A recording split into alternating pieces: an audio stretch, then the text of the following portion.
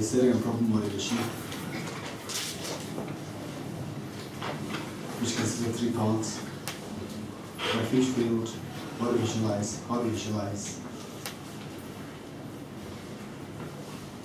But particularly, this text, the subject matter of this text, is the ultimate reality, unwrapping of which is the final hope for our freedom, lasting freedom from all the miseries of samsara. This being the case, let us invoke all the teachers involved in the lineage of this meditation, of this practice, so that we will receive the blessings of the wisdom of emptiness, that our concerted efforts will bear fruit as soon as possible, which involves Dorji, Madhyamikavatara, Acharya Chandrakirti, Dorji, then Damdul and his 2 students. Then presently we have His Holiness the Dalai Lama. So all these great saints, and particularly in the 8th century, Guru Padmasambhava, then the great Bodhisattva Chandrakirti, Acharya Chandrakirti, Jizumarpa, Jizumila, Sachin Ponyingpo, Sakapatita, Adishidipamara Shri Gyana, Ramdeki Vachune, Mohan Savam, Rasulullah Deshero. Just invoke all these great saints so that the experience of bodhicitta, experience of wisdom and emptiness become swift in us.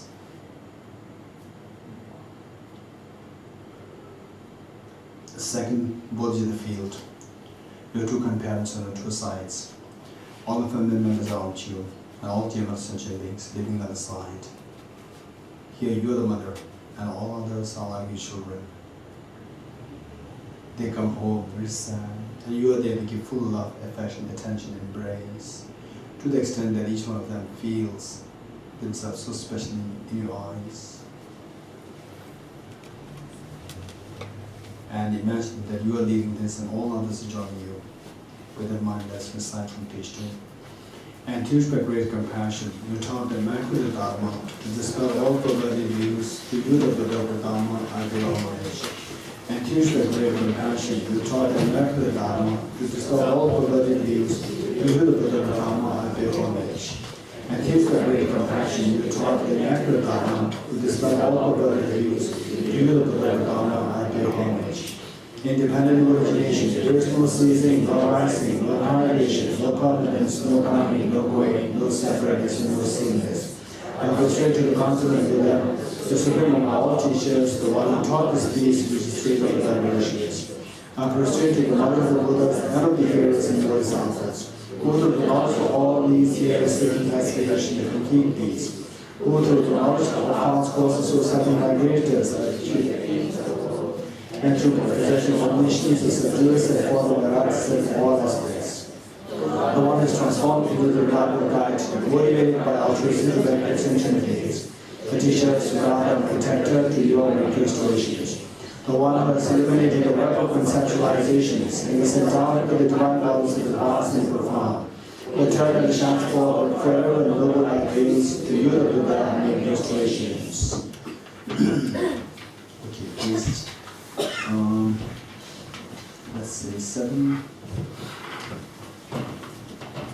I go for refuge until I'm enlightened to the Buddha, the Dharma, and the Sangha. By my accumulations, my practice of giving and so forth, may I become a Buddha that benefit all sentient beings. I go for refuge until I'm enlightened to the Buddha, the Dharma, and the Sangha. By my accumulations, the practice of giving and so forth, may I become a Buddha to benefit all sentient beings. I go for refuge until I'm enlightened to the Buddha, the Dharma, and the Sangha.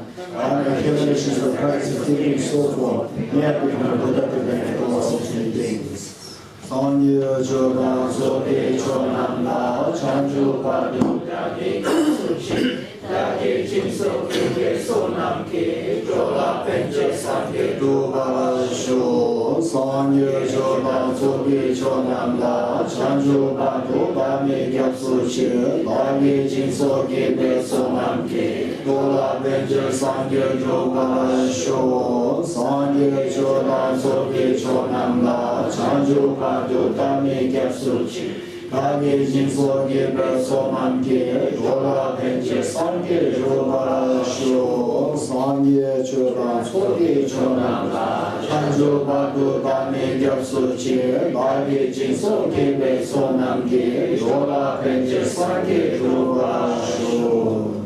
The mantra recitation. B7 mantra. All phenomena arise from causes. The causes are taught by the Dhamma. The sufficient causes as well as taught by the Messiah. Om Ye Rama He Tu Brahma He Kunde Shantata Gato Yavata Esham Chayo Niroda Evam Vadi Mahashamana Yeso Om Ye Rama He Tu Brahma He Kunde Shantata Gato Yavata Esham Chayo Niroda Evam Vadi Mahashamana Yeso Om Ye Rama He Tu Brahma He Kunde Shantata Gato Yavata Desham Chayo Niroda Evam Vadi Mahashamana Yeso. All phenomena arise from causes. The causes are taught by the Dhamma. The sufficient causes is what is taught by the Messiah. Okay, House with the mantra, page 17. Yatha Om Gate Gate Aragate Arasamgate Bodhisva Yatha Om Gate Gate Aragate Arasamgate Bodhisva Yatha Om Gate Gate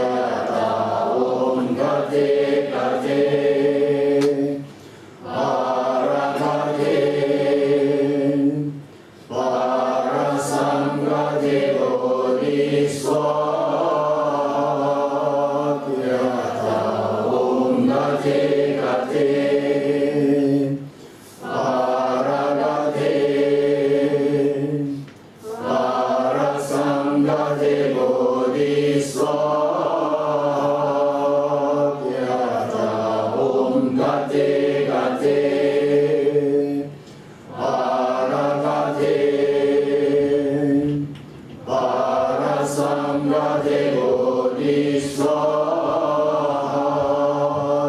Yatha Om Gate Gate Aragate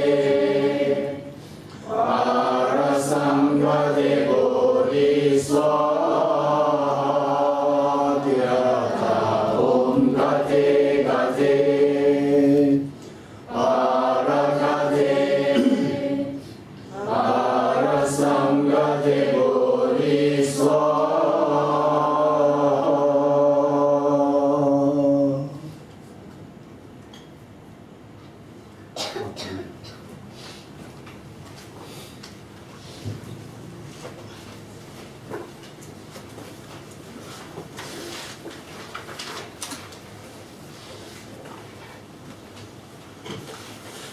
Okay, yesterday we were discussing about the same how the Shravankas and Vedic Buddhas, how these great beings, they come into being by dependence on the Buddha, the sage, the Buddha. And how this Buddha came into being as so great by dependence on the Bodhisattvas. And how these Bodhisattvas, they came into being. Bodhisattvas, which are the final, which are the great, which are great sources of healing for us. All the sentient beings, just hearing about the Bodhisattvas, you will see the whole. So these great Bodhisattvas, how they come into being by dependence on three factors. And what are three factors? Compassion, then the non-dual wisdom of emptiness, and the bodhicitta. And here the bodhicitta is what? The bodhicitta with effort. Bodhicitta with effort. So these three things are the factors, depending on which and the bodhisattvas, they come into being. Then the question arises as to which of the three factors is again more important. So Acharya Chandrakirti, particularly Acharya Chandrakirti, this is one thing which is really amazing. What his expertise is in the wisdom of emptiness, but when he comes to make salutation, he makes salutation to the compassion. So stanza 3 reads, in that compassion alone is upheld as the seed of the harvest of a perfect conqueror, as the water that nourishes it, and as the ripened fruit that is the source of enjoyment of beings for long. So I should at the beginning praise this compassion. So Acharya Chandrakirti, he taught this compassion with three analogies. One, how this compassion is so important in the beginning, in the middle, and in the end. Same, he gave the analogy of the harvest of the Buddhahood, And just as a good harvest requires three things. One, initially there must be a good seed. In the middle, there must be good water to nourish the seed.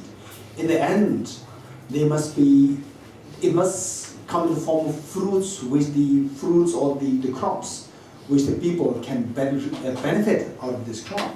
So three things. One is the seed. The second, in the middle, it should be like water to constantly nurture this. And then in the end, it must be of benefit to feed the people. So likewise, this harvest of the enlightenment, Buddhahood, initially, to have this beautiful harvest of the enlightenment, initially there must be the seed of compassion. The seed of compassion. So the compassion initially, it is the seed which gives rise to bodhicitta. So compassion serves as the seed, the initial seed for the harvest of enlightenment. Then in the middle, after generating bodhicitta and the wisdom of emptiness, and this bodhicitta, once you have the bodhicitta, it will not automatically grow on its own. This bodhicitta, may I become Buddha for the benefit of all sentient beings. This bodhicitta, may I become Buddha for the benefit of all sentient beings. So now, in order to invigorate this thought, may I become Buddha for the benefit of all sentient beings, there must be a force to make it continue and make it intensified. So, by seeing this, you love the sentient being so much, and seeing that sentient beings are suffering so much, then I will take the responsibility. I must become Buddha. So it will be intensified. Again, we see that in the middle, after generating bodhicitta, this bodhicitta will constantly be invigorated, intensified by compassion. So in the middle, compassion serves like water. In the middle meaning having generated bodhicitta and before becoming Buddha. So in the middle, again, the compassion serves as the water to nourish this seed of the bodhicitta. And in the end, the compassion, say, in the end what happens? You reach the bodhisvaha. When you reach bodhisvaha, then your benefit is taken care of. Your benefit is taken care of, you're already fully enlightened being. And then after becoming fully enlightened, you may forget the sentient beings. Right? So therefore, in the end, when you become enlightened, again the compassion is one which makes sure that the fruit that you have achieved is going to be experienced is for the benefit of the sentient beings. In the end as well, compassion is intensely required to make sure that the qualities that you have achieved is going to be of great benefit for the sentient beings. So it says, stanza 2, in that compassion alone is upheld as the seed of the harvest of perfect conqueror. Perfect conqueror referring to full enlightenment, Buddhahood. So it's the seed for this word, bodhicitta, to arise. One. Then as the water that nourishes it. Then in the middle is the compassion. The same compassion is required as the water to nourish the seed further. Nourish it. And as the ripened fruit, in the end after the harvest, when the crop is fully grown, then the crop should be something which the people can partake, people can use, people can eat. So, as the ripened fruit, that is the source of enjoyment of beings for long, in the end, the beings should be able to partake the benefit of this fruit.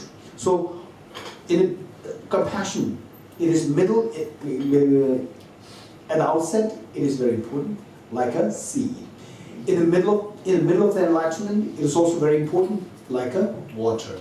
And in the end, it is very important, like the fruit to be enjoyed by the sentient beings. So therefore, it says, so I shall at the beginning praise this compassion.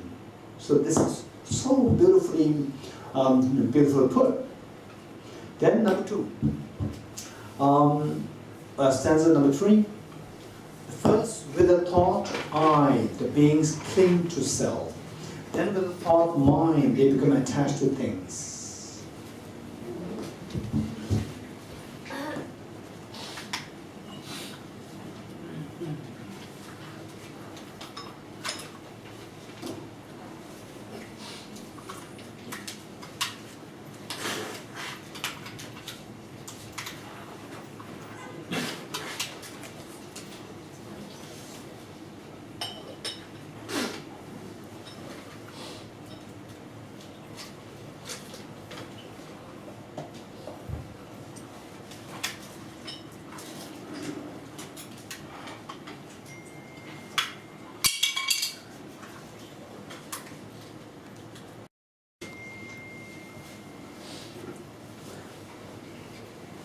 So now the Acharya Chandrakirti is explaining,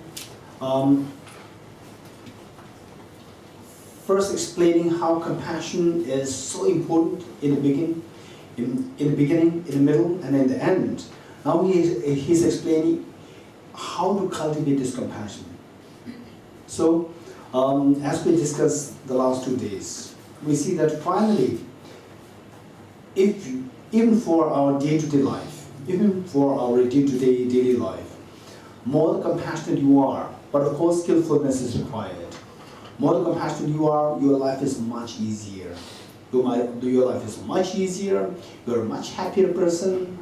And then many people, they complain that if I tend to be compassionate, then other people tend to take advantage of me, which means that the skillfulness is required. Skillfulness. So there are many things to be discussed in this area, maybe later on. So for the time being, to be very direct here, Acharya Chandrakirti is now explaining how to cultivate this compassion. How to cultivate compassion. First of all, we need to define it very clearly. Compassion, by the very definition, is say a mental state of love.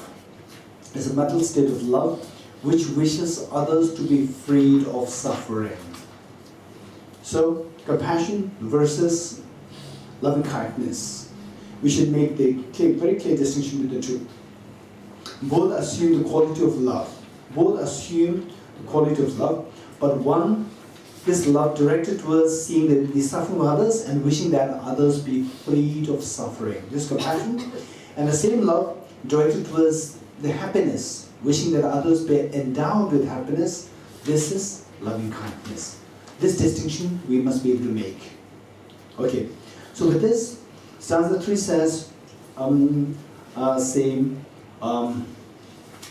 to cultivate this compassion. So to cultivate compassion, there are 2 things required. Keep this in mind. There are two things required.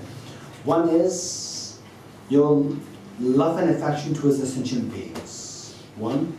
And number two, seeing the miserable plight of the sentient beings. One, your love and affection towards the sentient beings. Number two, seeing the miserable plight of the sentient beings.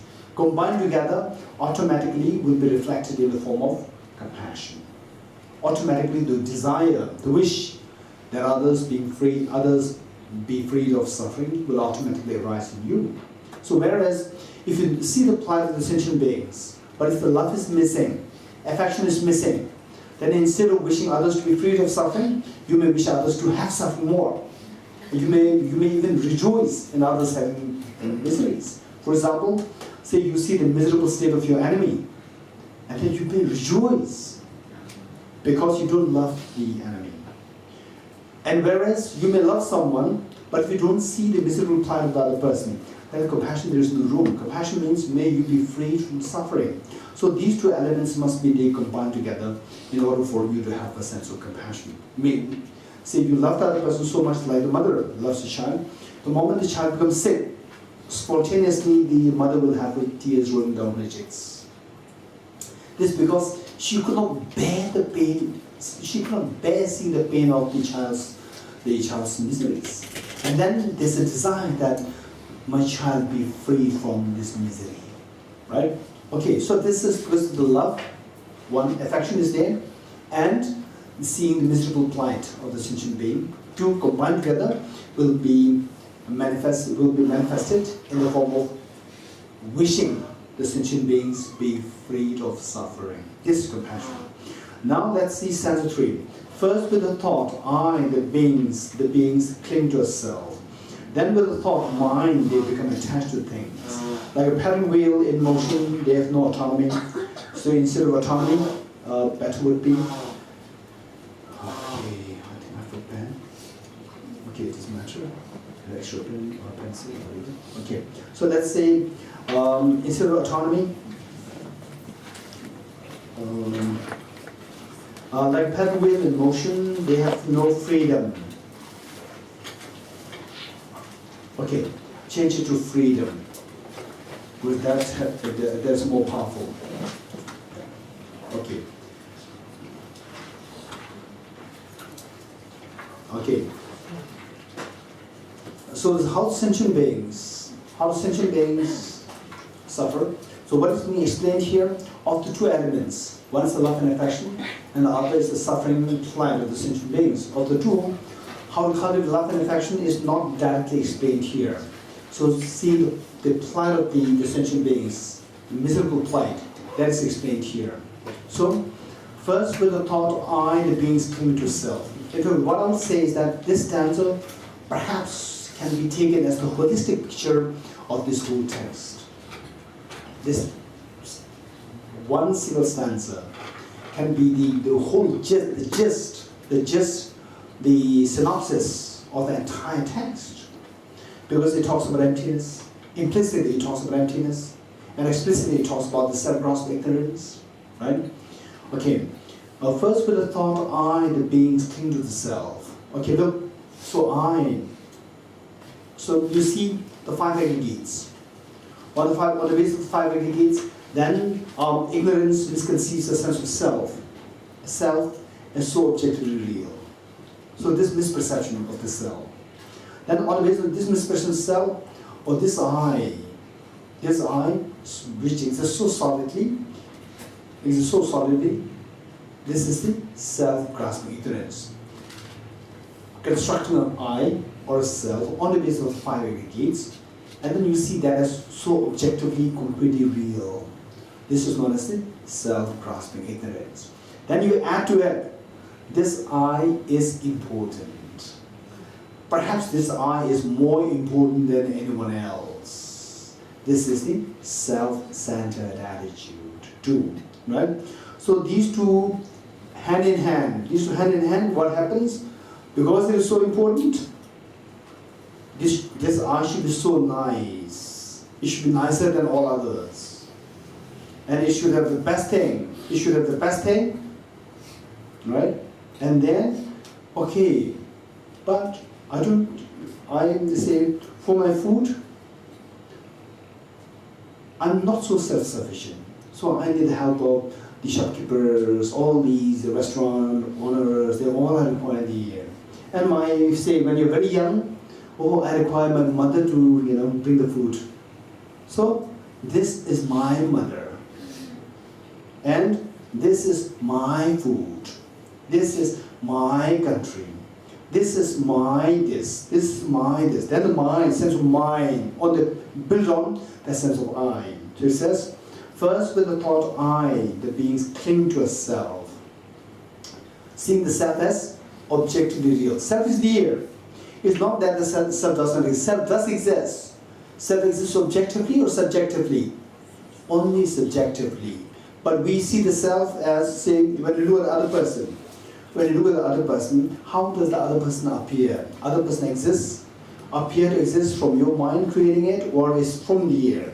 From the air. This is the objective appearance of the self to be objectively real. This is the self-grasping ignorance. So, the first with the thought I and the beings cling to a self. Now the question remains. The question remains, right? At the moment, what we are saying is that seeing the self is so objectively, is this how the self appears? 100% we agree, yes. And I'm saying that this perception is deceptive.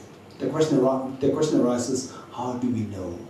You're getting it? Okay, we need to know what stage we have reached. At the moment we have reached what? There's undoubtedly, undeniably, we see that the self, this I and others, they appear as so objectively real. Not like a dream, but from the object side here. This is how they appear so undeniably. What is the next question? Then what I said this is deception, right? This is deception. The next question is, how do I know that this is deception? So for this matter, we have to study chapter 6 of this text, right? How is deception? So keep this in mind. Then it says, first with the thought, I, the beings cling to a self. Then with the thought, mine, they become attached to things. This is mine. This is, whatever possessions that you have. Oh, this is mine, that is mine, and so forth. Then the I and mine. Like a paddle wheel in motion, they have no freedom. About it, that compassion which cares for such beings. So like a paddle wheel meaning, say, in the olden age, in the olden times, when you get water from the well, right? So the analogy is given how the sentient beings suffer initially triggered by sense of the self-grasping ignorance, then it builds up to this sense of mind, ignorance which gives the mind. So I and mind, then we revolve in samsara endlessly. So how? Like a paddle wheel in the, what do you call that? Drawing well? Do you call it drawing well? Well. Water well. Yeah, water well. So the analogy given of the water well. How? So in six ways. One, saying how the water was drawn from the well. So first they should be the rope. In a circular way. A rope should be there. Rope which is responsible where the bucket is tight. Then you slowly release the bucket, and the bucket goes deep down, and then touches the water and mixes the water. Then you put it up. So everything is tied to the rope. Likewise, say the sentient beings, we are being tied to the miseries, to the five aggregates by the karma. We are tied to the five aggregates by the karma. So just as the bucket is tied to the rope, one. Then number two, so in order for this rope to take the move, like rotate, what do you call it? It moves up and down. There must be someone to operate on it. Likewise, What operates on us to go into samsara endlessly is our consciousness. So our consciousness is the operator of our being in samsara. Number 2. Then number 3, same, the bucket goes from the top till the end. To the end and top to the end.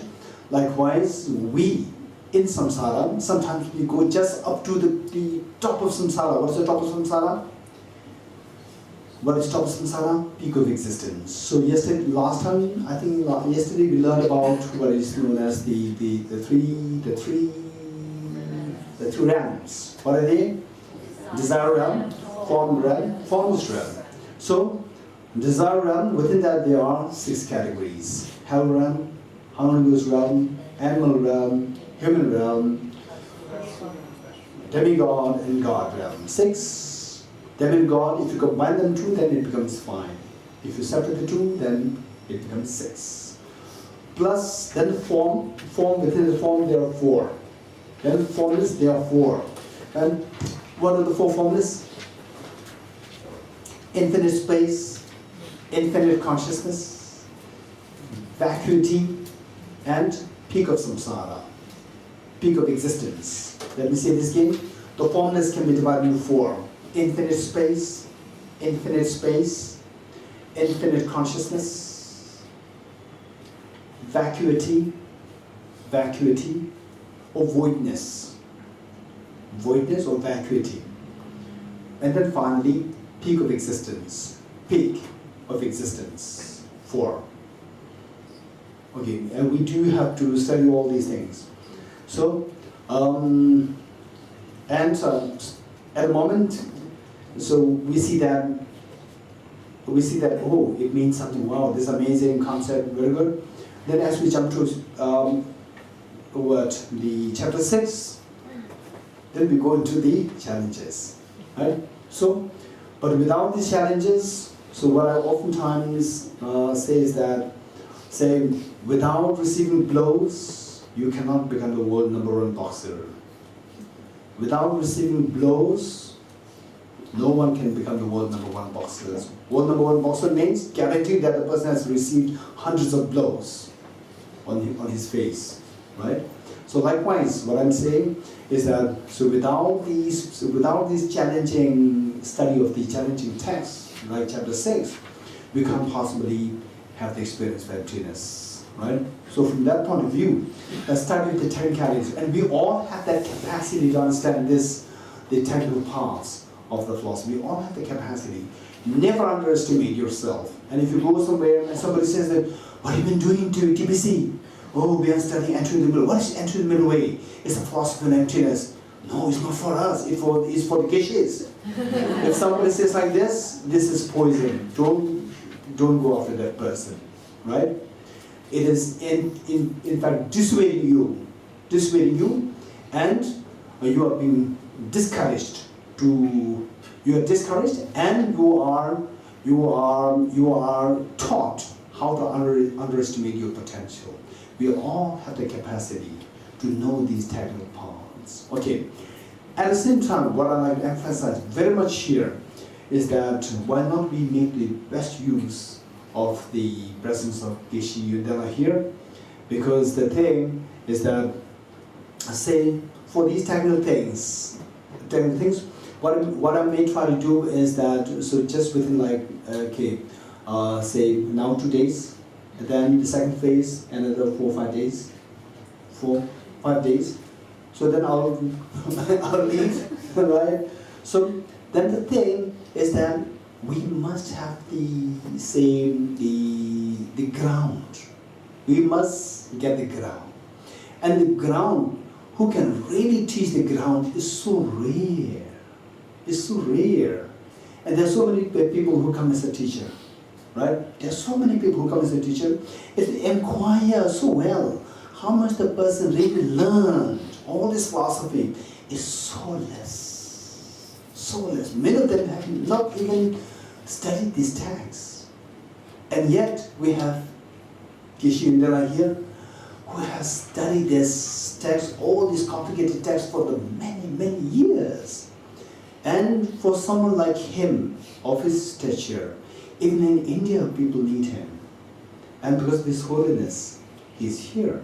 So if you could make the most out of his presence here, this is how, how we are being wise, how we are being kind towards ourselves. So we can learn all the technicalities. And you may see that there are two choices. There are two things. I'll give you two scenarios.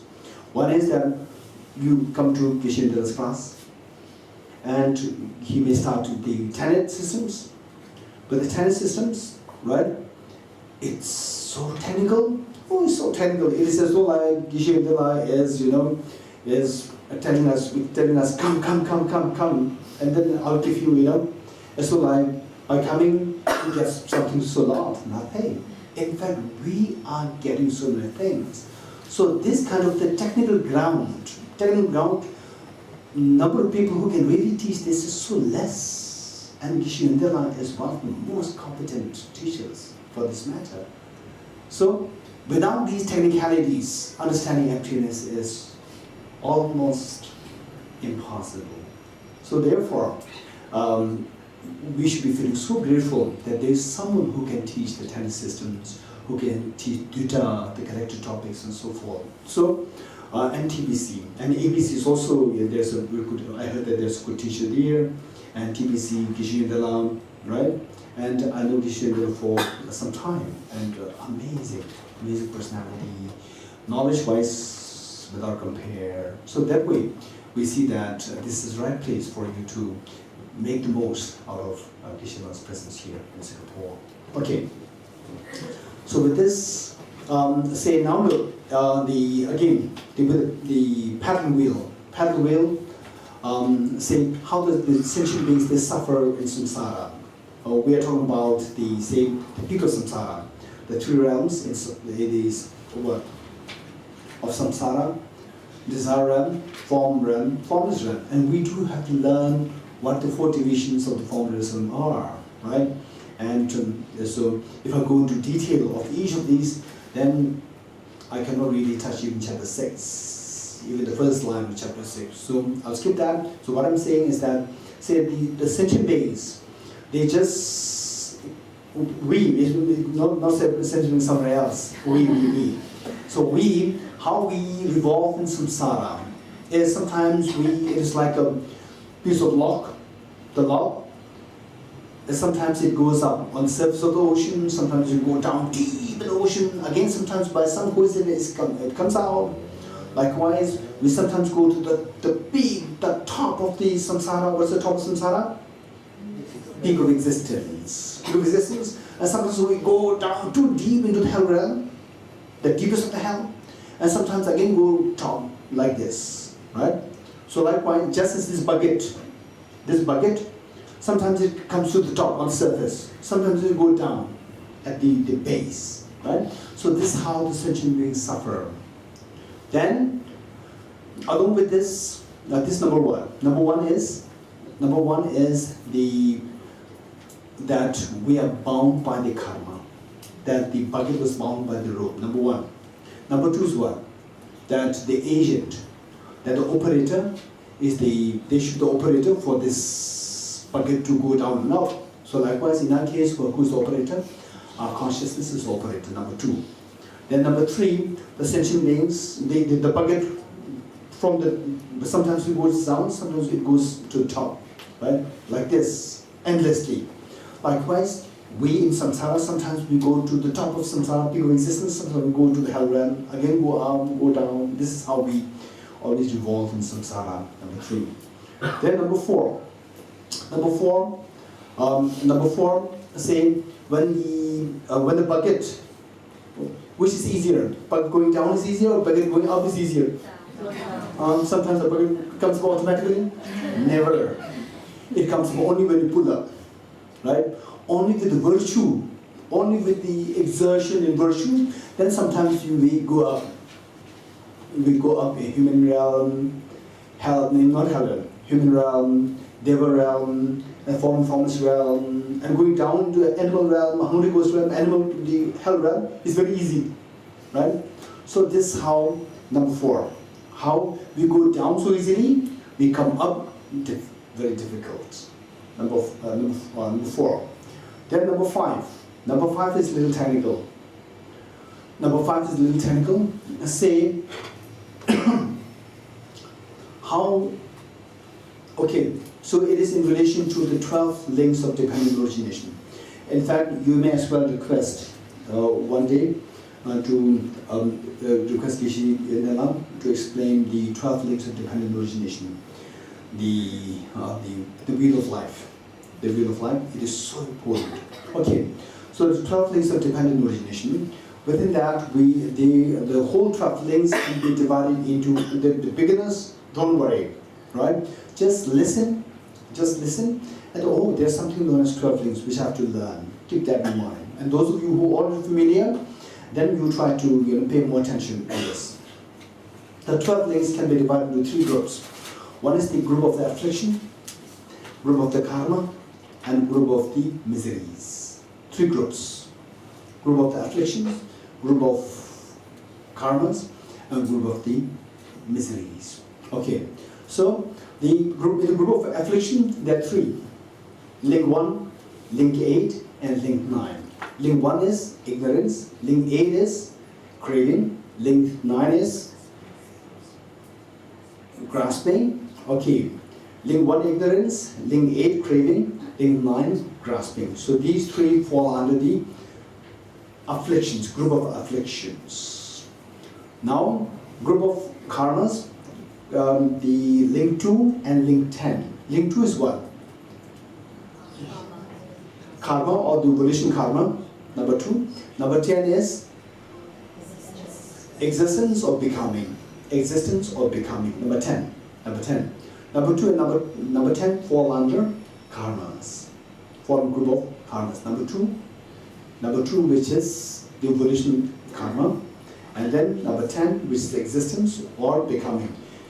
Why I'm saying or is because English translation, the translators may translate it differently. Some translators translate it as existence, others may translate it as becoming. So existence or becoming, that is number 10. So number 2 and number 10 fall under karmas. And the rest, the remaining how many? The remaining 7? 7 fall under miseries. Okay, so why the 12 are put into these 3 categories is that afflictions, they give rise to the karmas, and the karmas gives rise to the miseries. This is how we should know that we revolve in samsara, we revolve in miseries. Okay, so these 3 groups, there is, say, with the rope, say, this is the bucket, and the rope is like this. The bucket point, the rope at the bucket point, and the next part of the rope, next part of the rope, they're the same. The whole rope is divided into 2 groups. And which comes first, which comes second, which comes third, there's no. It just continuously evolves. Because it's a continuous operation, there's no first, middle, and end. They're all just equally first, equally middle, equally end. Which means that unless we do something, there's no beginning. Oh, it will come to an end, then it will stop automatically. It will never stop. Because there's no literal beginning. Because it is any of these 3 afflictions can be the beginning. And for the afflictions to arise, there should be miseries. Without the miseries, affliction cannot arise. For the miseries, there should be karma before that. For the karma, there should be affliction before that. So what comes first? We cannot say. So therefore, it is like endless. Endless. Endless means, unless we do something, it will not stop automatically. Right? If you drive a car, and the car has, say, what you use petrol in Singapore? Petrol usually? Gasoline? Petrol. Okay, petrol. So if you put 2 liters petrol, you keep driving and slowly it will stop automatically when the petrol exhausts. Even if you want to drive, you cannot drive. Right? And then if somebody forces you to drive, somebody forces you to drive, you hate driving. And it has only 2 liters petrol. And then when the petrol stops, when the petrol exhausts, then you cannot drive anymore, you can get out. Right? But does it happen to samsara? It will never happen like this. Because there's no starting point. There's no starting point. Petrol is given rise to because of the wheel propelling. No. Right? If the wheel moving gives rise to petrol, then petrol gives rise to the wheel moving. Wheel moving gives rise to petrol, then it's endless. But in the case of the petrol and the wheel is not the case. Only petrol comes first and then the wheel moving will follow. Whereas in the case of our samsara, afflictions, karmas and miseries, which take the first, there's no first. It's a cycle. Cycle means it will never stop on its own. Okay, this is the pathetic situation that sentient beings are in. Okay, this is number what? 5. This is number 5. Okay, so finally, number 6. Number 6, when the bucket goes down, or when the bucket comes up and goes down, how do they come up? Have you ever seen that? No? Singapore, never? Yes. So the bucket always hits on the sides. Coming up, going down, hits on the side. Maybe going down, it doesn't hit. It's straight down. But coming up is like, hits on the sides, right? So hitting on the side is the pain, the 3 kinds of miseries that we go through in the process of the cycling, in the process of the cycle. 3, we are constantly being scorched by the 3 kinds of miseries. Suffering of change, and pervasive condition suffering in the process of cycling in samsara. Right? So these are the 3 ways, the 6 ways by which the sentient beings suffer in samsara. So the more we reflect on the suffering nature of the sentient beings to whom you love so much, spontaneously your compassion will grow towards them. Okay, let's read stanza 3 once more. First with the thought I, the beings cling to self. Then with the thought mind, they become attached to things. Like a paddle wheel in motion, they have no freedom. I bow to the compassion which cares for such beings. Okay, so in our meditation, if we can include the sentient beings, how they suffer in these 6 ways, then it could be very powerful that we can generate bodhicitta. Okay, number 4, the conqueror's child. The conqueror referring to the victor or the Buddha, child referring to the bodhisattvas.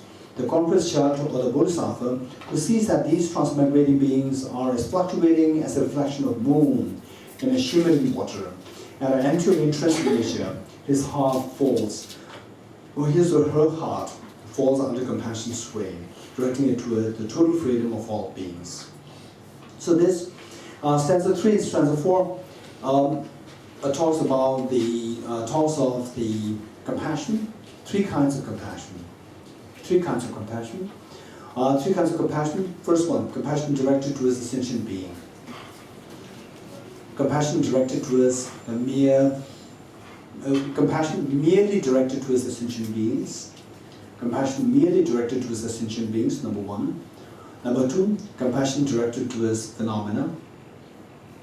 Number 3, the non-referential compassion. Non-referential compassion. 1, compassion merely directed towards the sentient beings. Number 2, compassion directed towards phenomena. Number 3, compassion. What? Number 3 is non-referential compassion. Number 3. Okay. So the first, we need to know the distinction among these 3. We need to know the distinction among these 3. The first one, compassion merely directed towards the sentient beings. Say, these 3 compassions, they differ in subtlety. Progressively it becomes subtler. From the first through to the third. Progressively it becomes subtler, which means compassion merely directed towards sentient beings is very gross as compared with the second one, and second one is gross as compared to the third one. So what are the 3? The first one is just a simple compassion. You just look at the sentient beings, you see that they are suffering, and your compassion grows. This is the compassion merely directed towards the sentient beings. Okay, why merely? why this is known as merely. So this will be understood with the help of the second and the third. So second one, why it is compassion? Second one, sees the sentient beings suffering, and then compassion grows. But this compassion grows particularly with help of say the wisdom of impermanence. Compassion which comes into being triggered by the wisdom of impermanence. This is number two. In other words, technically it is referred to as the compassion tempered. Compassion tempered by the wisdom of impermanence. Compassion tempered by the wisdom of impermanence. Okay, so what does it mean by the compassion tempered by the wisdom of emptiness? So look at, let's say, people. How do people they suffer? So the people they suffer, many times people suffer because of the inability to accept the reality of impermanence. They view the self as permanent. They view their own cars as permanent, their own house as permanent, and though the family members, near and dear ones, are all is permanent, right? And because of this view, when one of the family members, when you lose one of the family members, or when your car, just somebody hits your car, right? It should be permanent, right? When somebody hits a car and then there's a dent, forming the Mercedes-Benz or also whatever, right? Then there's a dent on the heart. There's a scratch on the heart. Yeah, literally a scratch happens on the heart. So you can't bear it. You think that this should be permanent, right? Because of mistakenly viewing things as permanent, when it really shows its reality to be permanence, you can't bear it. Then you feel the pain. And then, for example, say, usually, I personally, so for example, my hand, look, I could so vividly remember myself when I was age 6, 7. I used to be so fascinated by my own hands. Yeah, literally. I look at my hands, it's so beautiful. Amazing. When I was age 6, 7, I could so vividly remember. I said by myself and look at, wow, it's amazing. Now there's no more wow there. No more wow. Yeah, it's now at all not nice. So therefore, our body is like a flower. Keep in mind that our body is like a flower. The flowers blossom and the flowers are bound to wither. Right? We have to know this fact. And it's not that just your body is flower and all other body are like permanent flowers. No exception. Everyone, right? So failure to see the impermanence, beings unnecessarily suffer. So the loss of near and dear ones, there's so much pain in us.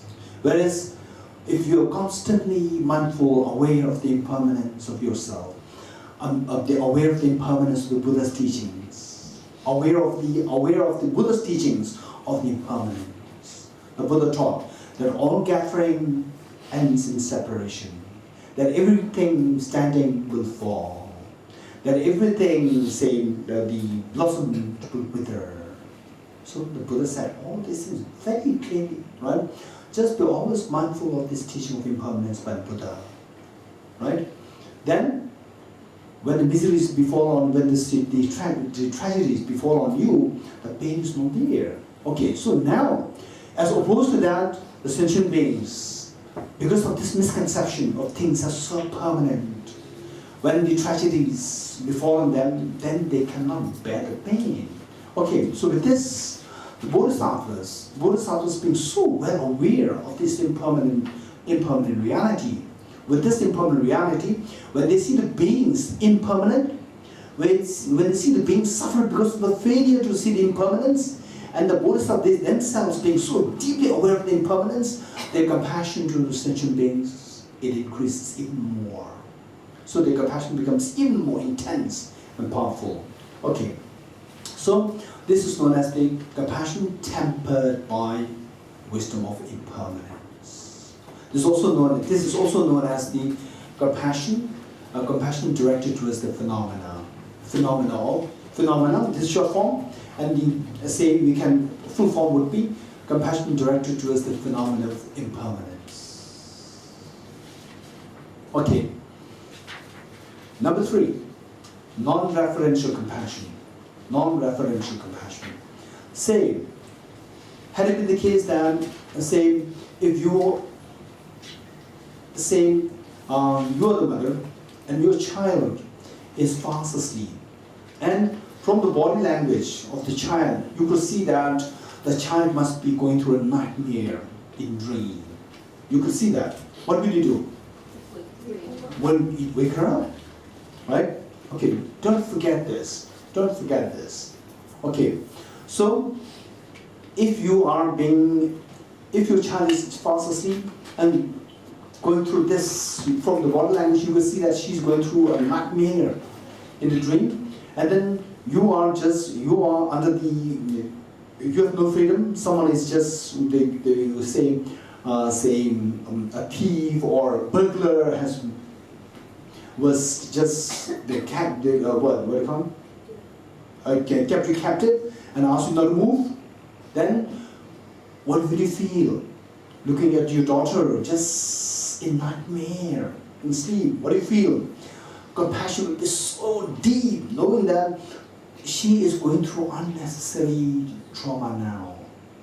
Because it's not real, right? It's not real. She should not suffer like this. She just wakes up and the problem is over, right? Because the mother knows that this is dream, this is not real.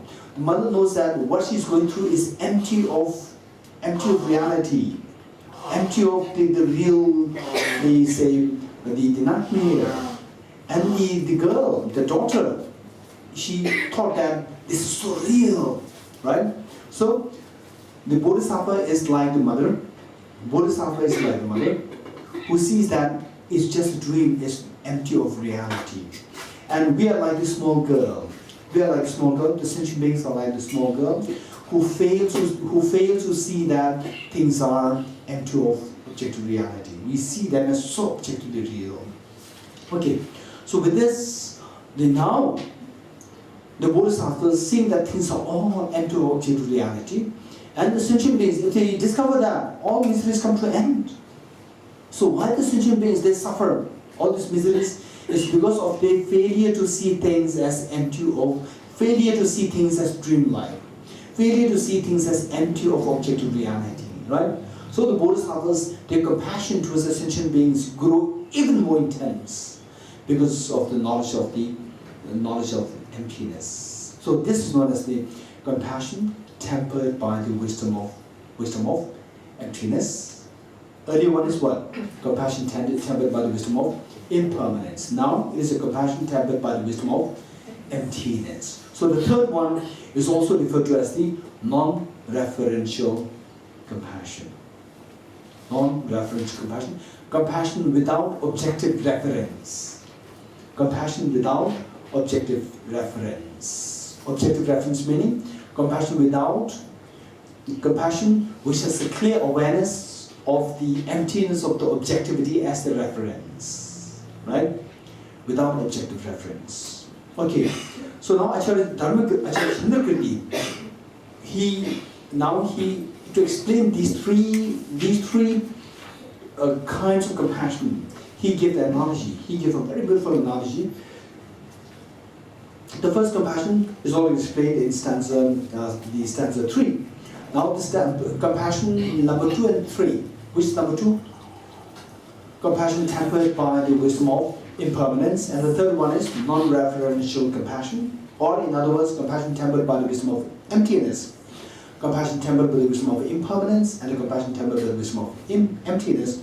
So to explain these two, Acharya Chandrakirti gave a very beautiful analogy. He gave the analogy of a water body there, water body or a pond, and then it is say the dusk time, and there's a moon in the sky, the moon, and the reflection of the moon is formed in the pond or on the pond. What's proper English? Huh? On the pond. Huh? Okay. Right? Huh? In the pond. Okay, in the pond. Okay, in the pond, on the pond. On the pond. Okay, so the image is formed in the pond. And there's a light breeze. There's very light breeze. So because of the breeze, the reflection in the pond is shimmering like this, shimmering, right? Okay. So now the reflection of the moon in the pond is analogous to the sentient beings. Reflection in the moon is analogous to the sentient beings, and it is shimmering like this because of the wind. It is shimmering like this. This is the impermanence reality of the sentient beings. And this reflection of the moon is not the real moon. It is empty of being a real moon. This is the emptiness nature of the sentient beings. Right? Okay, so let's read now. Stanza 4. The conqueror's child, referring to the bodhisattvas, who sees that these transmigrating beings, the sentient beings, are as fluctuating as a reflection of moon in a shimmering water, right? That the sentient beings are impermanent, like the fluctuation of the reflection of moon in a shimmering water, and are empty of intrinsic nature. That this reflection of moon is empty of being a real moon. The bodhisattva's heart falls under compassion sway. They feel exceptional compassionate, seeing that beings are impermanent one, and while being impermanent, they view themselves as permanent, because of which they unnecessarily suffer so much. Number 2, they're all dreamlike, they're all like the reflection of the moon. They don't realize that. They see themselves so objectively real, and unnecessarily self-grasping ignorance is given rise to, and all afflictions and cease incessantly, they suffer in samsara. So, the bodhisattva's heart simply is being swayed by compassion, directing it toward the total freedom of all beings, and then wishing that all beings be free from suffering. Okay, so this is how Acharya Chandrakirti. So, just by reading this, we may think that, oh, this is amazing. He's just only towards compassion, right? His wisdom, not too sure. But you read the chapter 6, and then you'll be fascinated. So he's the one, the blend of the two, the wisdom and the compassion. So this is a great message for all of us. This is a great message for all of us. Finally, what should drive us is the compassion. So the teaching of the Buddha is grounded in compassion. Whether it is a Theravada teaching, Mahayana teaching, or any teaching, this is all grounded. As long as it is the teaching of the Buddha Shakyamuni, is a teaching, the ground should be compassion. Ground should be compassion. So therefore, Acharya Chandrakirti, he prays while he is meant to explain the ultimate reality, the very sophisticated philosophy of ultimate reality, but in the actual event of the making salutation, in the composition of this text, he made salutation to the great compassion. So with this compassion, then you will go in search of what this wisdom is like. Okay. Okay, I may not digress too much. I thought connecting to end of the text, but we will now move to page 6. Page 6 of the textbook. Page 6. Okay.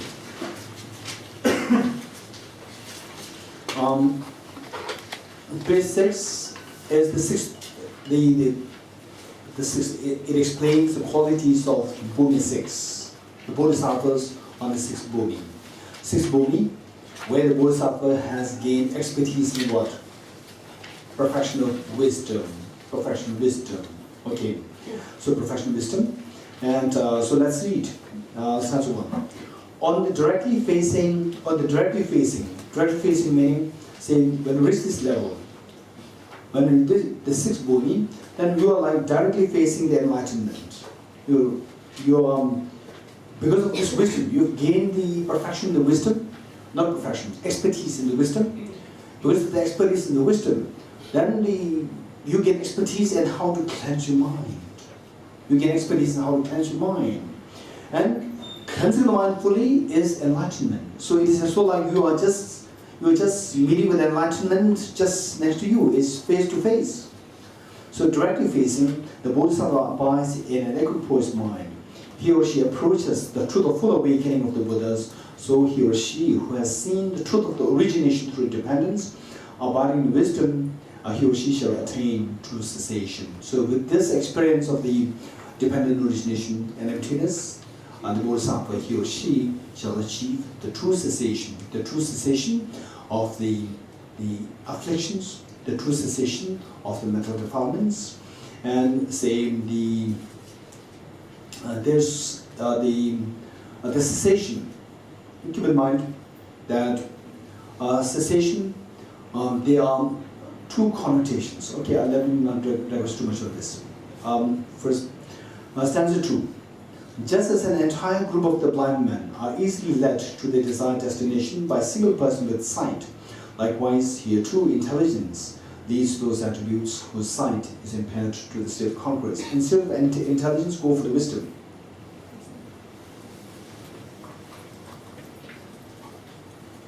Because this is talking about of the six professions, we're talking about the wisdom. So the Bhumi 6 is expertise in wisdom. Wisdom. Intelligence has a very neutral connotation, whereas the wisdom has a positive connotation. So this is likewise here too.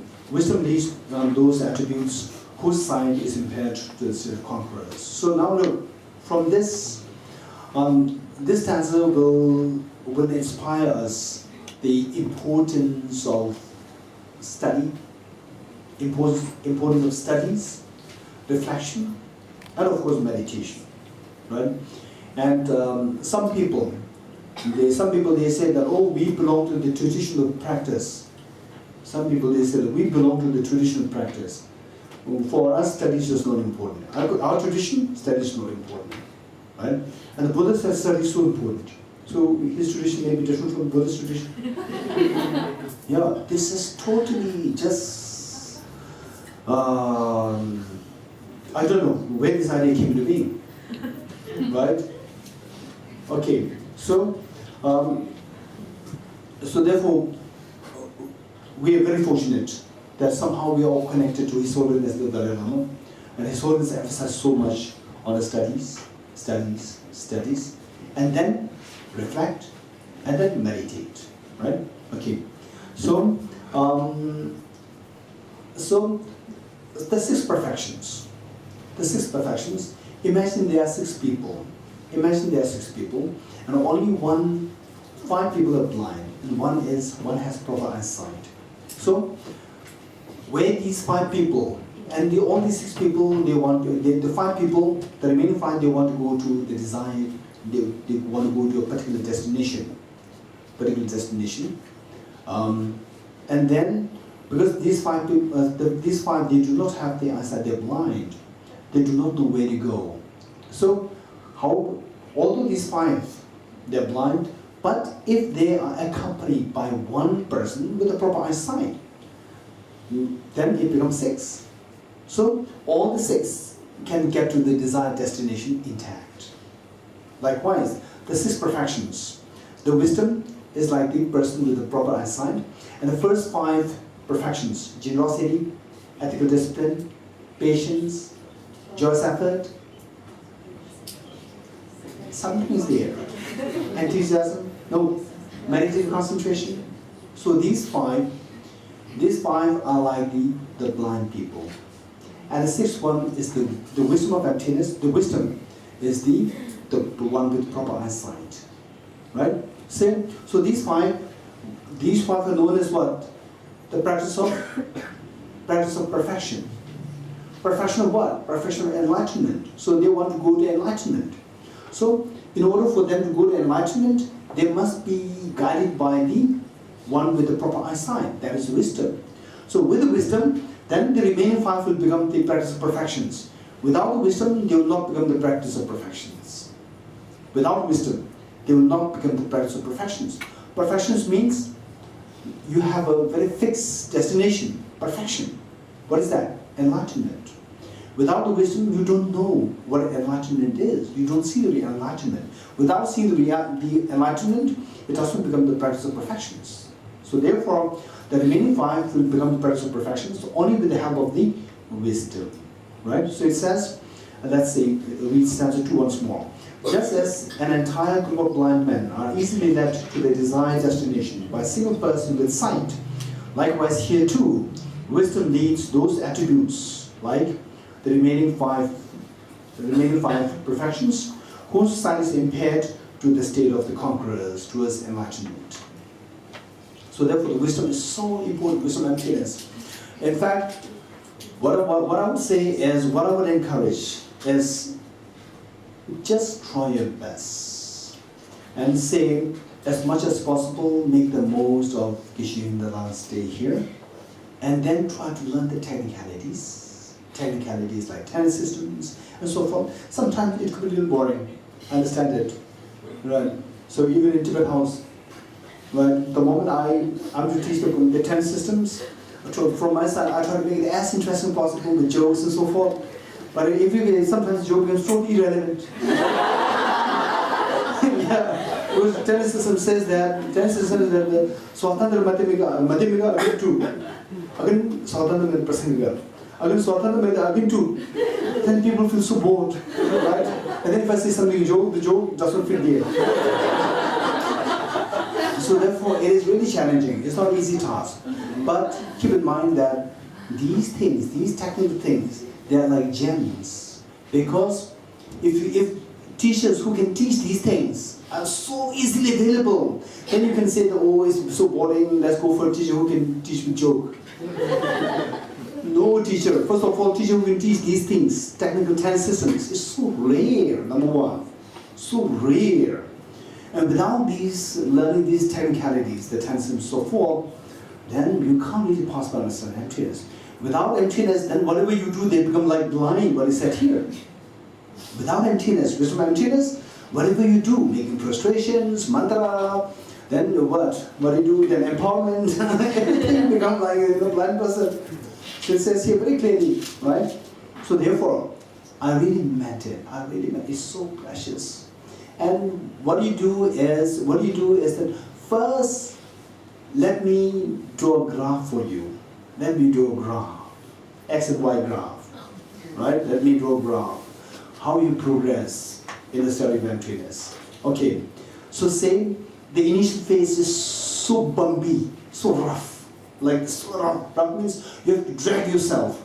Which means into tennis systems, collective topics. You have to drag, right? And in fact, you won't believe. More than you are dragging, Geshe is dragging. Because it is my experience. I was teaching Pramana Vartika. You ask Geshe as to what is Pramana Vartika, when do you study it? And don't ask just Pramana Vartika, ask chapter 2. Pramana Vartika, chapter 2, when do the monastic members they study, right? And I was teaching Pramana Vartika, chapter 2, usually in the monastic universities, only after like at least 7-8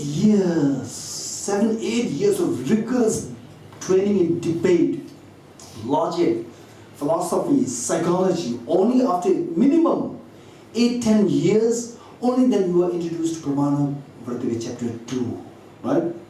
In my case, I introduced Pramana Vartika chapter 2 to anyone, without any training. So at times, I was so ambitious, I was overly ambitious, that when I actually start teaching, just seeing the next stanza, I could sigh myself first. Because I could see the technicalities. I could see the technicalities. And then the audience, the participants, they're enjoying ignorance is bliss. They don't know the next technicality. I could see that. So I was dragging myself. Right? And I was pretending as though like I'm not dragging myself. The moment I drag myself, the moment the audience sees me dragging, then they will 100% drag. So therefore, it is a little draggy. The graph is that it's a little rough, and slowly, you will get past that. Once you get past that, then you read any text, any technical text, you will understand it. So when you reach that, then the graph will go up. Initially it will be like this, then slowly it will go up like this, right? Then you will find joy, whatever technicalities somebody teaches you. And then again keep in mind that teachers who can really teach the technicalities is so rare, I mean it. So having Geshe Yundala here, you are very fortunate. You are very fortunate, right? So therefore, I mean it, it's so rare. And first of all, just see how many years, and say among the monastic members who train for like 20, 25 years, members, it's not that everyone is same mental caliber. Some are very bright, some are mediocre, some are less. And among the bright ones who really succeeded till the end is so rare. So Geshe Yundala is just one of those very few ones. So someone of such a caliber, such a learning, is so rare. And then we all need that part. We have to go through this bumpy phase. So for this, we need someone to drag us, And that only rare, there's only rare number of people. Only rare number of people, right? So therefore, make the most out of this, and then I promise, once you pass this time, once you pass the phase of the graph, then you will just fly like this, right? Okay, don't forget this. This is very important. Okay. Okay, now, stanza 3. That Nagarjuna has realized has realized the most profound truth has been established in scripture as well as through reason. Therefore, I shall explain here the standpoint exactly in accord with the way it has been established in his treatises. Now that we want to go to Bodhiswaha, and the Bodhiswaha, we need so many things, the 6 perfections, 10 perfections, and so forth. And yet, all these perfections remain like blind people unless tempered by the perfection of the wisdom. So the wisdom plays a very important role to make sure that whatever you do will become a factor for taking you towards enlightenment. Wisdom plays a very important role. And for us, the wisdom was already taught by the Buddha Shakyamuni, At the same time, we being in such a degenerated era, we need the help of someone to flesh out what the Buddha taught of this wisdom. So we are very fortunate, Acharya Chandrakirti is saying that we are very fortunate that we have Nagarjuna. So that Nagarjuna has realized the most profound truth, the wisdom, intelligence. Therefore, I shall explain here the standpoint exactly in accord with the way it has been established in his treatises. So Nagarjuna, who was prophesied by the Buddha Shakyamuni himself. In fact, the Buddha Shakyamuni himself made the prophecy that this young boy, after 400 years, he will propagate the Mahayana teachings, and particularly the wisdom of emptiness. So this was what the prophecy made by the Buddha Shakyamuni himself. Okay, so Acharya Chandrakirti is saying that I'm going to explain this wisdom in line with how Nagarjuna interpreted in his text. Number 4. Now the indications say who should be learning this wisdom of emptiness. who should be learning this wisdom and emptiness? Indications are stated here. Even as ordinary beings, when hearing emptiness, one experiences within utter joy, again and again. Tears flowing from such pure joy moisten one's eyes and raise the hairs of one's bodily pores. He or she is the one. He or she is the one who has the seed of the wisdom of full awakening. He or she is the vessel to whom this teaching should be revealed. It is to him or her that the sublime truth ultimate truth must be taught. And for him or her, the consequent qualities will come about.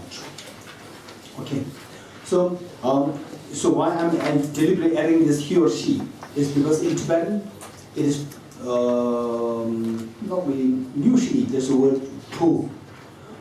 In Tibetan, usually the word is pu. Pu does not necessarily mean say the son or a boy. Pu is a common word for is a gender neutral. Right? Gender neutral. And then, but it is like the Dharmakaya. Dharmakaya divided into Dharmakaya and Rupakaya. We did that? We don't do that? Here? We did not. Okay. So Dharmakaya, the Buddha's body in general is known as Dharmakaya. In general is known as Dharmakaya. Then Dharmakaya further divided into Dharmakaya. Again, the subset is also known as Dharmakaya. Dharmakaya and Rupakaya. So Dharmakaya as opposed to the Rupakaya, and Dharmakaya as the all-encompassing umbrella of the two Dharmakaya and the Rupakaya. So there are two. Likewise, the Pu is the overall, say, the child, like a child, and child can be boy and girl, right? So the Tibetan word Pu is not 100% confined to the male. So therefore, many translators, one translators use it as because of this lack of knowledge, would always translate as he, right? And other times, because of the the male dominance. Male dominance always there is he, right? So to speak honestly, in the Buddha's eyes, there is no difference between the boys and girls, 100%, right? So therefore, it should be pure gender neutral. Okay. So now the indication is that what is said here is like a form, is that even as an ordinary being, when hearing emptiness, so without someone teaching you about emptiness, and then you just for the first time you hear about emptiness from His Holiness the Dalai Lama, right? Say TPC organizing the teaching that about Southeast Asia teaching by His Holiness the Dalai Lama. You go there. For the first time, you just listen to the teaching on emptiness, and you feel the goosebumps in the body. You feel as though like it is so familiar to you. You feel as though like, what? I know this already. Or you feel as though like you may concept-wise it may not be so familiar, but then something in your mind, it brings nostalgia. It makes you so poignant. Should these things happen? These are the indication that you are connected with the teaching of emptiness from your past lives.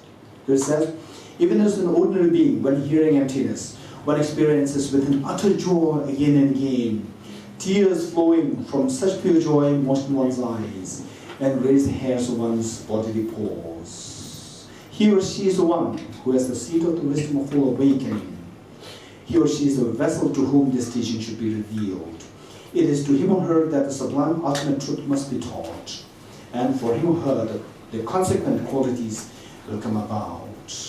Okay, so this Lama Tsongkhapa explains that this is particularly in relation to someone who is very closely connected with the wisdom of emptiness from the past lives. But whereas in this life, for example, the fact that we're all together here, and even I'm also in the process of learning, we're all learning. And the fact that we're together, and it is because of you that I am again reconnected to this teaching, I'm revising this teaching, and because of the TPC that we all get the opportunity to meet with such a brilliant teaching of the all emptiness from Acharya Chandrakirti. So these are all indications, no doubt, it's all indication, and many people who may want to attend this teaching, but then they become sick, or they might have very deadline there. So there are so many things as obstacles, right? So, so these are the indications that the fact that we're able to just come in contact with this teaching is a clear indication of your current connection with the teaching on emptiness, right? 100% sure. Okay, so now the wisdom of emptiness, this being so precious, then the question arises, how can I maintain this? How can I not lose contact? How can I maintain the contact, till my enlightenment, even in the next lives? Okay, this question. So to this, the answer given is that, so there's a little translation, the alteration here. So it says that always will he embrace perfect morality and abide by it. One, he will engage in giving. So in fact, the first comes the giving. In the Tibetan version, first comes the giving. First comes the giving, then the morality, and then the compassion. So this should be the order. The translator took the liberty of altering the sequence. Okay.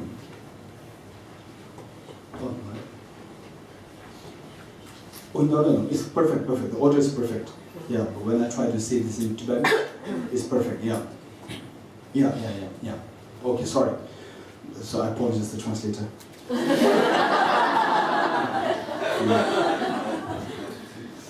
Okay.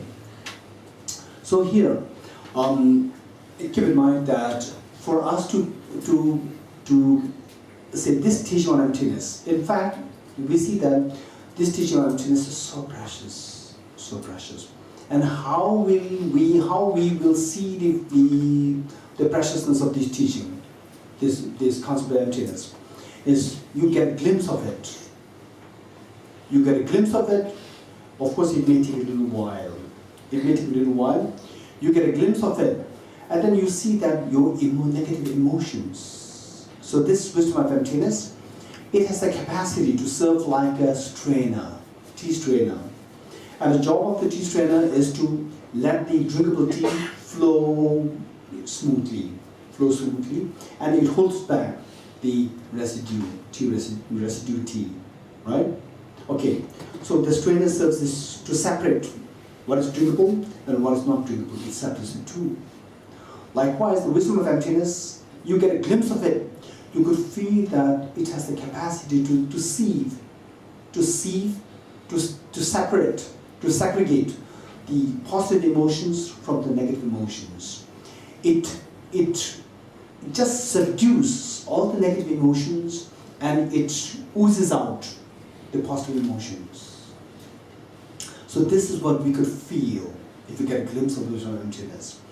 Because that this is the effect. Then we see that with the glimpse of emptiness, then the fear dissolves. Fear dissolves. We don't want fear. We don't want anger. Anger dissolves. And attachment dissolves. Jealousy dissolves. All these negative emotions, they dissolve with this experience. And of course, keep in mind that this experience of emptiness, experience of one, it will take time to get there. And then number two, getting a glimpse, you will get a clue. You will get a clue that this is happening, right? To what extent it is happening, it depends on how stable your experience of emptiness is. It depends on many other factors. So our job is to get a glimpse of emptiness. Once you get a glimpse of emptiness, then you will see that what's being said in the text is all very true. It's so efficacious there. Once you see the efficacy of that, then you don't need anyone. There's a self-operation. There's a self-inquiry into the wisdom of emptiness, and then there's a self-motivation happening from within to go into the emptiness, then to make sure that you meditate on emptiness every day, at least 5 minutes, 10 minutes, 20 minutes, like that every day. So these things will happen spontaneously from within. You don't need anyone else to motivate you once you get a glimpse of that. Okay, so this is so precious. And this wisdom of emptiness, you see that with this negative emotions to subside. For example, say with wisdom of emptiness, the person who is very provocative, very difficult person, if the person is also dreamlike. When you realize it, when you get a glimpse of this, the anger, the burning anger simply subsides. The burning anger subsides. When the anger subsides, what's the opposite of the anger? What's the opposite of anger? What's the opposite of impatience? What's the opposite of anger? Calm. What's the opposite of anger? I'm angry towards you. And who's who is the opposite person who is not angry towards you? Love and affection. Okay. So the anger pushes you. Love and affection embraces you. Right? So when the anger, the force which pushes you, when the anger subsides, it leaves room for the love to arise. So love and affection spontaneously arises. Right? Okay. Now to make a very quick move here. So this compassion, this wisdom activities, which is so precious, it serves as a strainer to slowly subdue all the negative forces and let the positive emotions arise. So this wisdom activities being so precious, we make it a point that we encounter with this wisdom activities, even in the future lifetimes, and then we reap the maximum out of this wisdom of activities. So how do we do that? So it says that in the first place, next life, we need to have a precious human birth, or a birth of a deva or a devi, the celestial being's birth or a human birth. In fact, human birth is better for many reasons, human birth.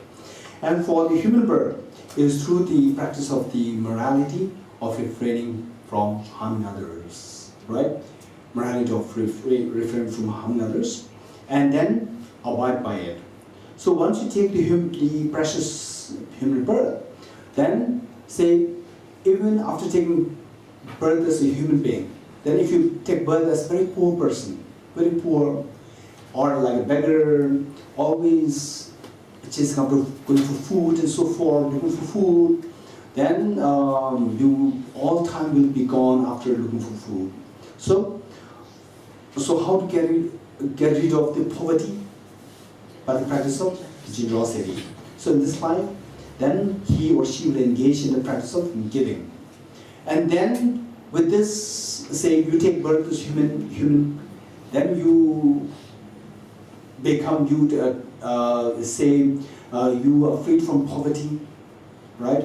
And then say you may meet with the wisdom of happiness, and if the same compassion element is missing, if we just emphasize the practice on wisdom,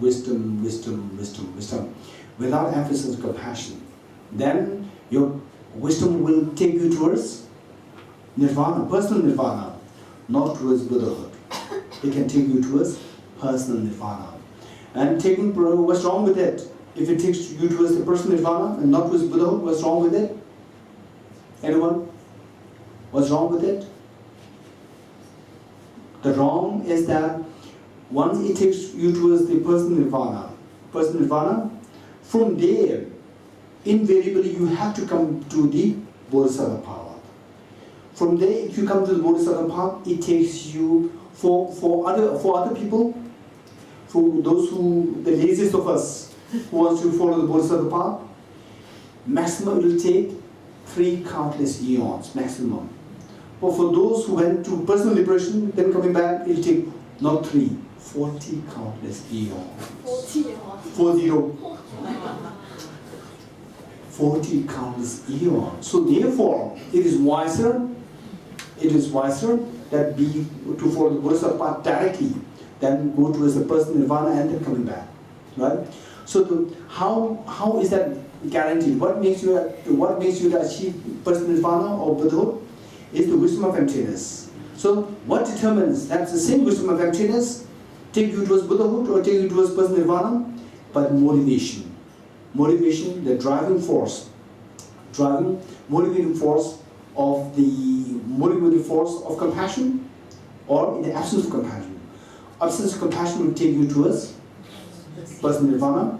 With compassion will take you towards Buddhahood. Okay, so compassion plays a very important role. Then he or she will practice forbearance. This is another important part. Practice forbearance. So, for example, say you take birth as a human being, and then you are you are free from poverty.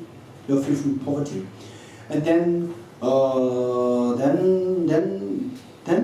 how will you meet with Dharma? Okay, just your experience.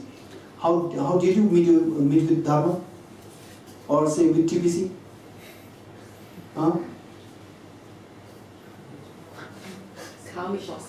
Sorry? No. What I'm saying is, you just say, oh, because through this person, or through this advertisement.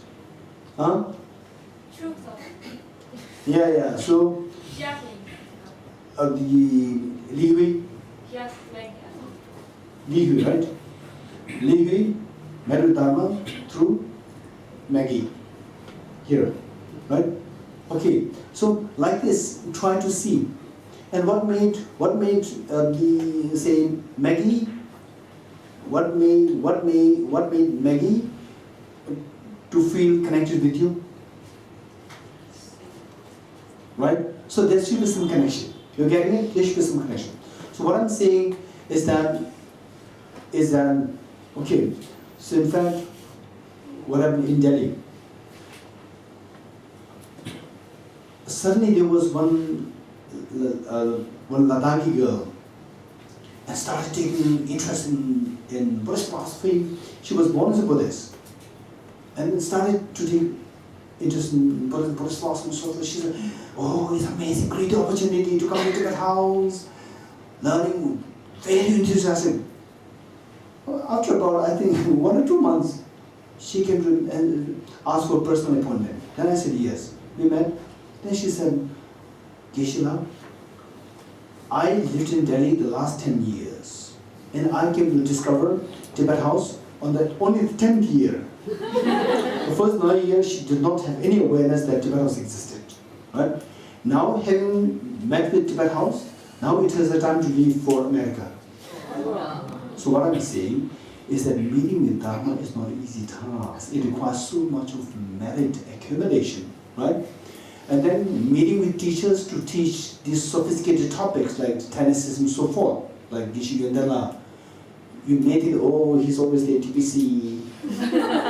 Don't think like this. We never know. We never know where you're going to end up. One, we never know whether TPC will have Geshe Yondala all the time, right?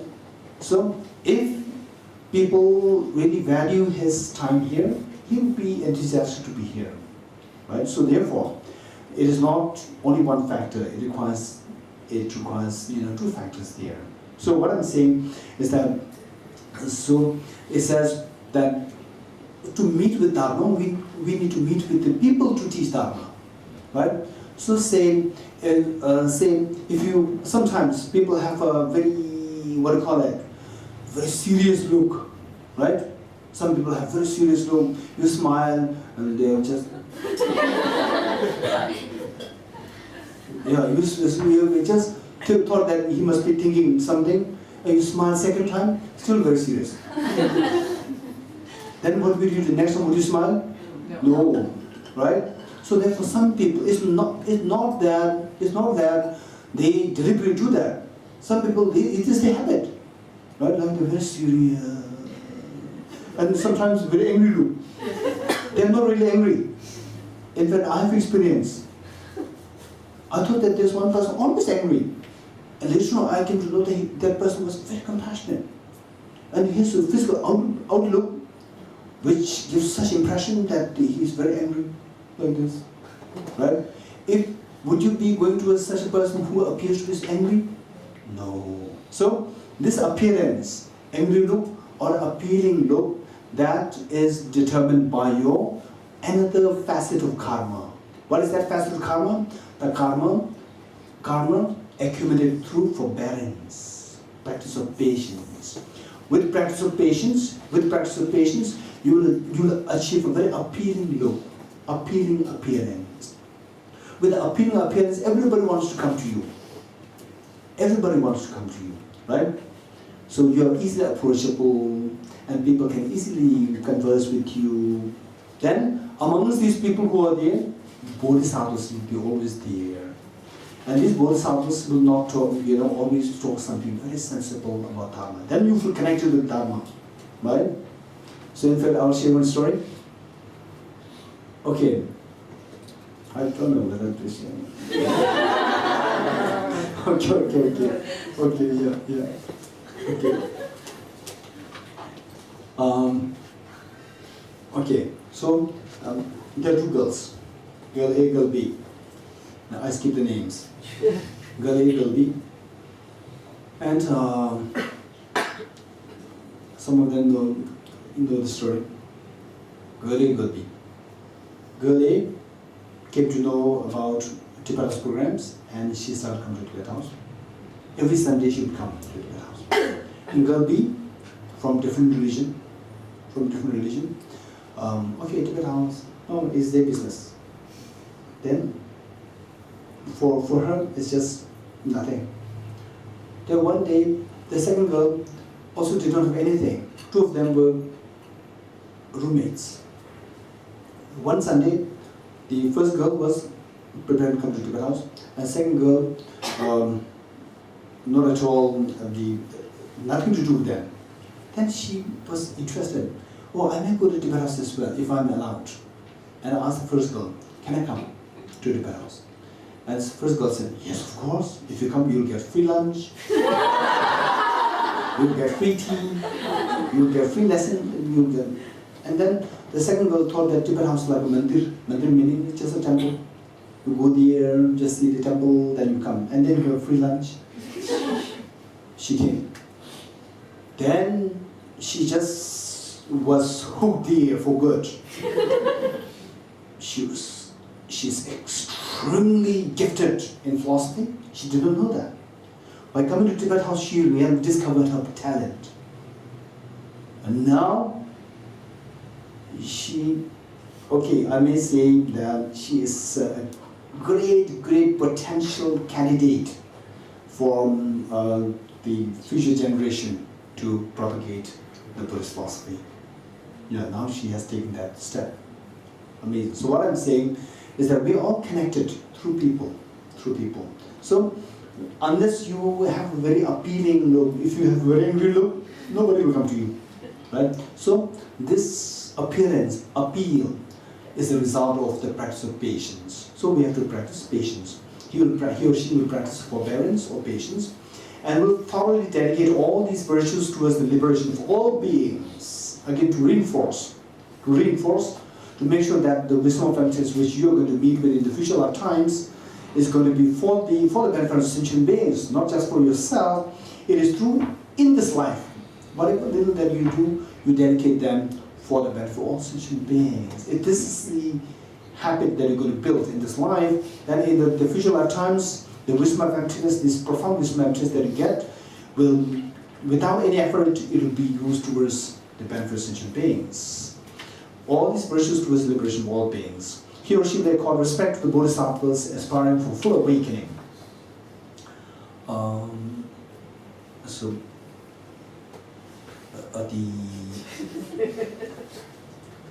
to 7:30 sleep. So we'll take another 50 minutes break. Then we'll go to say 6. Yeah. Okay. So we'll have 15, unless you have other things to do in between. I just want to ask you. Yeah. When you talked about the free compassion, the first one, do you mind explaining briefly again?